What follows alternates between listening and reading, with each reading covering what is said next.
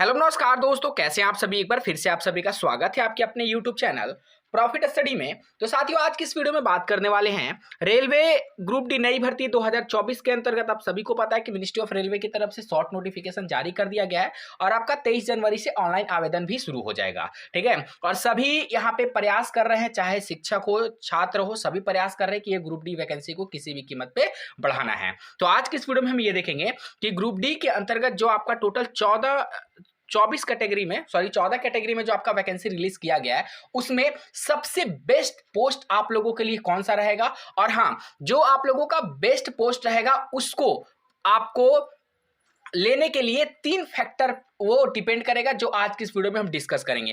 3 factor जानना बहुत जरूरी है। अगर 3 फैक्टर में से अगर कोई एक फैक्टर को भी अगर आप मिस कर देते हो ना, तो आपको ग्रुप डी लेवल में आपका मनचाहा पोस्ट नहीं मिल पाएगा। अब वो 3 फैक्टर क्या क्या है, वो हम संपूर्ण जानकारी वीडियो के आगे देखने वाले हैं। तो चलिए वीडियो की शुरुआत करते हैं। इससे पहले जितने कैंडिडेट चैनल पर फर्स्ट टाइम है सब्सक्राइब नहीं किए, फटाफट करके सब्सक्राइब कर दीजिएगा रेलवे भर्ती की पल पल की अपडेट के लिए। इसके साथ साथ डिस्क्रिप्शन में आपको टेलीग्राम ग्रुप, व्हाट्सएप ग्रुप का लिंक मिलेगा, जरूर ज्वाइन कर लीजिएगा। हर तरह का लेटेस्ट इंपॉर्टेंट अपडेट कंटिन्यू आपको वहां पे देखने को मिलते रहते हैं।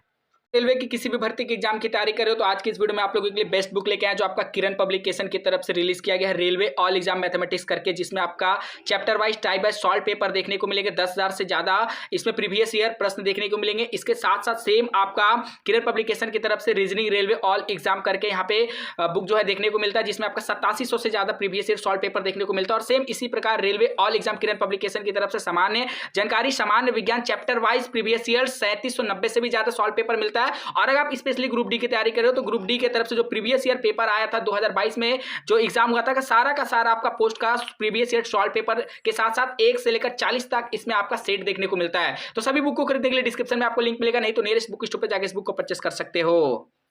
तो देखिए साथियों, फाइनली हम आ गए हैं मिनिस्ट्री ऑफ रेलवे की तरफ से जो आपका 17/12/24 के डेट में कॉन्फिडेंशियल नोटिस जारी किया गया था, जिसमें आपका टोटल वैकेंसी के बारे में बताया गया था कि यहाँ पे 32,438 वैकेंसी रिलीज की जा रही है, जिसमें टोटल आप देखोगे तो यहाँ पे 14 तरह का कैटेगरी का वैकेंसी निकाला गया है, जिसमें आपका पॉइंट्समैन, असिस्टेंट ट्रैकमैन, उसके बाद assistant bridge, track maintainer grade 4, assistant P way है, assistant carriage wagon, assistant TRD, assistant SNT signal and telecom department, assistant loco shed diesel, assistant loco shed electrical और असिस्टेंट ऑपरेटर, उसके बाद असिस्टेंट टीएल एंड एसी, उसके बाद TL and AC workshop के अंतर्गत, और assistant workshop mechanical department में total 32,438 vacancy है। वैकेंसी का एक अलग ही मुद्दा है, इसको अलग साइड रखेंगे। अभी हम जानेंगे हर पोस्ट के बारे में। तो देखिए साथियों, यहाँ पे टोटल जो पोस्ट आपको जो अलाउड किया जाता है, ठीक है, मान लीजिए आप यहाँ पे सबसे पहले पोस्ट भर के रखे थे पॉइंट्समैन का, पर जब यहाँ पे अलाउटमेंट का टाइम आता है तो आपको वहां पे दे दिया जाता है ट्रैक मेंटेनर ग्रेड 4, और सबसे ज्यादा एक्ट अप्रेंटिस वाले कैंडिडेट के साथ ऐसा होता है। तो आखिर ये जो पोस्ट का निर्धारण है वो रेलवे करता कैसे है, तो देखिए इसके लिए टोटल 3 फैक्टर डिपेंड होता है। 3 फैक्टर में क्या क्या आता है। सबसे पहला फैक्टर और सबसे मोस्ट इंपॉर्टेंट फैक्टर है कि आपका मेडिकल स्टैंडर्ड क्या है। ठीक है, आपका मेडिकल स्टैंडर्ड सबसे पहला और सबसे इंपॉर्टेंट फैक्टर में आता है। दूसरे नंबर में बात करेंगे कि आप लोगों ने सीबीटी में कितना स्कोर किया है। ठीक है, सीबीटी का स्कोर बोल लीजिए या फिर फाइनल स्कोर बोल लीजिए। और थर्ड में जो डिपेंड करता है कि आपने पोस्ट का किस प्रकार प्रेफरेंस डाला है। ये 3 फैक्टर ऐसा है जो आपका पोस्ट अलाउड कराता है, जो आपका मन चाहा पोस्ट आपको दिला सकता है। ये 3 चीजों को हम डिटेल से जानेंगे। सबसे पहला मान लीजिए कि कोई कैंडिडेट अगर पॉइंट्समैन बी का पोस्ट यहां पे डाला और वहां का मेडिकल स्टैंडर्ड मान लीजिए ए है, ठीक है, A2 है या फिर A1 है। A1 तो नहीं होगा, ठीक है, क्योंकि A1 वगैरह मेडिकल स्टैंडर्ड आपका ALP वगैरह में रखा जाता है। तो मान लीजिए कि जैसे यहां पे हम बात करें कि आपका कोई कैंडिडेट पॉइंट्समैन फर्स्ट में डाला और यहाँ का मेडिकल स्टैंडर्ड मान लीजिए B1 है, ठीक है। अब यहाँ पे बात करते हैं कि और जो दूसरा क्योंकि पोस्ट प्रेफरेंस आपको डालना पड़ता है, और ट्रैक मेंटेनर में बात करेंगे तो यहाँ पे C1 का ट्रैक मेंटेनर में आपका C1 मेडिकल स्टैंडर्ड रखा गया है।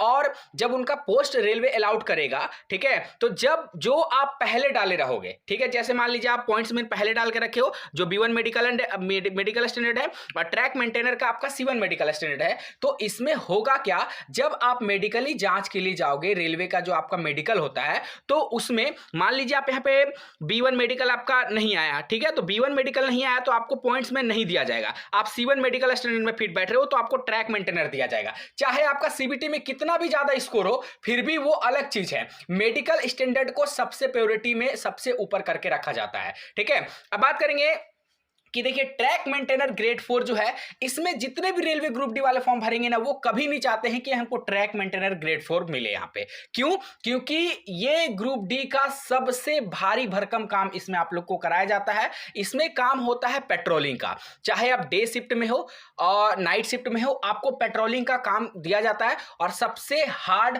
काम इसको माना जाता है, ठीक है। जिसमें क्या होता है कि इसमें आपकी जिंदगी से जुड़े सवाल भी आ जाते हैं, जिसमें आपका कभी भी कहीं पे भी इसमें एक्सीडेंट हो सकता है। ट्रैक मेंटेनर ग्रेड 4 इतना खतरनाक पोस्ट है ग्रुप डी के अंतर्गत, और सबसे ज्यादा पोस्ट भी इसी में अलाउट होता है। आप लोग भी यहाँ पे देखिए, जो 5 सीरियल नंबर 4 में है ट्रैक मेंटेनर ग्रेड 4, जो आपका इंजीनियरिंग डिपार्टमेंट के अंतर्गत आता है। देखिए 13,187 सीट सिर्फ ट्रैक मेंटेनर में, बाकी इतना पोस्ट आपको किसी में भी देखने को नहीं मिलेगा। इसीलिए आपका ट्रैक मेंटेनर ग्रेड 4 में हर साल हर भर्ती में रेलवे का जब भी नोटिफिकेशन आता है ग्रुप डी का, सबसे ज्यादा आपका ट्रैक मेंटेनर ग्रेड 4 का ही पोस्ट देखने को मिलता है। और इसमें मेडिकल स्टैंडर्ड भी कम रहता है, इसीलिए जिनका भी ज्यादा मेडिकल स्टैंडर्ड नहीं हो पाता है, जिनका कम मेडिकल स्टैंडर्ड होता है, उन सभी को ट्रैक मेंटेनर ग्रेड 4 अलाउड कर दिया जाता है, ठीक है। क्योंकि नंबर ऑफ वैकेंसी भी ज्यादा होता है और मेडिकल स्टैंडर्ड भी इसका लोएस्ट होता है। तो आप लोग जब भी फॉर्म अप्लाई करिएगा तो सबसे पहले आपको क्या करना है कि पोस्ट प्रेफरेंस में, हालांकि एक वीडियो हम आपको और देंगे कि पोस्ट प्रेफरेंस किस प्रकार रखेंगे, पोस्ट प्रेफरेंस में कोशिश करिएगा कि ट्रैक मेंटेनर जैसे पोस्ट को सबसे नीचे रखने के लिए, ठीक है। पॉइंट्समैन वगैरह अगर पोस्ट रखिएगा तो आराम से एक जगह बैठ के आप लोग काम कर सकते हो। इसमें भागा दौड़ी वाला कोई काम होता नहीं है, एक जगह बैठ के आराम से पॉइंट्समैन बी का जो काम है वो आराम से कर सकते हो। तो इस प्रकार आप एक एक करके जो पोस्ट प्रेफरेंस का हम डिटेल वीडियो सभी का बनाएंगे। अभी बस एक ओवरव्यू आप लोगों को दे रहे हैं कि किस प्रकार से आपको क्या करना है। जब आप लोग ऑनलाइन आवेदन करिएगा तो पॉइंट्समैन ये जो ट्रैक मेंटेनर है इसको सबसे लास्ट में आप लोग को रखना है, ठीक है। अगर मान लीजिए कुछ नहीं मिला, उतना भी मेडिकल स्टैंडर्ड आपका नहीं हो पा रहा, तो फिर लास्ट में आपको ट्रैक मेंटेनर ही एक्सेप्ट करना पड़ेगा, जो रेलवे के द्वारा यहाँ पे अलाउड आप लोगों को किया जाएगा, ठीक है। तो आई होप आप लोग समझ गए होंगे कि आपका जो पोस्ट अलाउट है, जो आपको पोस्ट मिलता है रेलवे की तरफ से, वो किन किन चीजों पे डिपेंड करता है। तो मेडिकल स्टैंडर्ड अगर आपका अच्छा है तो आपका जाहिर सी बात है कि आपका अच्छा यहाँ पे कैटेगरी का पोस्ट लेवल 1 में मिलेगा। अगर आपका मेडिकल स्टैंडर्ड लोएस्ट है तो चाहे आप सीबीटी में कितना भी स्कोर कर लीजिए ना, आपको अपर कैटेगरी का पोस्ट यहाँ पे कभी अलाउट नहीं होगा, क्योंकि सारा खेला यहाँ पे मेडिकल स्टैंडर्ड का है। और मोस्ट ऑफ द कैंडिडेट तो मेडिकल स्टैंडर्ड में यहाँ पे छट भी जाते हैं, और मोस्ट ऑफ द कैंडिडेट का मेडिकल स्टैंडर्ड जो है यहाँ पे लोएस्ट ही देखने को मिलता है, ठीक है। बाकी अगर इससे रिलेटेड आपके मन में अगर कोई सवाल है, कोई डाउट है, तो कमेंट सेक्शन में मेंशन करके जरूर बताइएगा। और अगर कुछ बेस्ट पोस्ट के बारे में बात करें ग्रुप डी के अंतर्गत, तो आपका सबसे अच्छा पॉइंट्समैन को माना जाता है। उसके बाद असिस्टेंट ब्रिज का भी काम आप ले सकते हो। तो इसमें क्या होता है कि जो भी ब्रिज पे जो भी यहाँ पे आपका कार्य होगा वो आपको करना पड़ेगा। इसमें कुछ रिक्स भरा भी, जोखिम भरा भी काम होता है, तो इसको भी ले सकते हो, ठीक है। पर इसमें आपका रिक्स ही बहुत ज्यादा देखने को मिलेगा। पीवे का भी एक तरफ से सही है, हालांकि इसका वैकेंसी बहुत कम है। और जो लोग वर्कशॉप में काम करना चाहते हैं तो वर्कशॉप का पोस्ट यहाँ पे मतलब लिमिटेड है, और वर्कशॉप का जो आपका कार्यभार है उसमें ज्यादा वर्कलोड वगैरह देखने को नहीं मिलता है। नॉर्मल से आपका काम होता है जो आराम से आप लोग वहां पे कर सकते हो। हालांकि आप लोग को हर चीज का ट्रेनिंग भी दिया जाता है। बाकी अगर मैकेनिकल से रिलेटेड अगर काम लोगे तो आप लोग को पता है मैकेनिकल में ग्रीस, मोबिल, यही सब का काम आपका ज्यादा होता है मैकेनिकल डिपार्टमेंट के अंतर्गत। और अगर इलेक्ट्रिकल डिपार्टमेंट का लोगे, जैसे अगर बात करें इलेक्ट्रिकल डिपार्टमेंट में आपका आता है असिस्टेंट एसएनटी का। एसएनटी में देखिएगा कि बहुत सारे रेलवे ट्रैक के बगल में जो एक इस टाइप का बॉक्स बने रहता है, उस बॉक्स में जो भी सिग्नल से रिलेटेड काम है वो आपका एसएनटी डिपार्टमेंट के अंतर्गत आता है। और जो असिस्टेंट एसएनटी को सेलेक्ट करेगा वो उनको इसी से जुड़ा हुआ जो वर्क है वो मिलेगा। तो हर पोस्ट का अलग अलग है, और हर पोस्ट का जो कैंडिडेट का अपना इच्छा रहता है। किसी को देखिए बाहर जो घूमने वाला पोस्ट पसंद रहता है, किसी को एक जगह बैठ के काम करने वाला पसंद रहता है, किसी को वर्कशॉप वाला पोस्ट पसंद रहता है। तो हर जो स्टूडेंट है उसका अलग अलग क्राइटेरिया यहाँ पे फिट बैठता है। तो बाकी आप हमें कमेंट सेक्शन में मेंशन करके बताइएगा कि आप कौन से पोस्ट के बारे में जानना चाह रहे हैं। जैसे सैलरी स्ट्रक्चर हो गया, किसमें जल्दी प्रमोशन मिलता है, किसमें क्या काम करना पड़ता है, ड्यूटी आवर कितना रहता है, आप हमें कमेंट सेक्शन में मेंशन करके बताइएगा। जिस पोस्ट पे सबसे ज्यादा कमेंट आएगा हम सबसे पहले उसको कवर करेंगे, ठीक है। तो आज के लिए इतना ही, फिर से मिलेंगे आपसे नई भर्ती नई जानकारी के साथ। तब तक के लिए जय हिंद, जय भारत।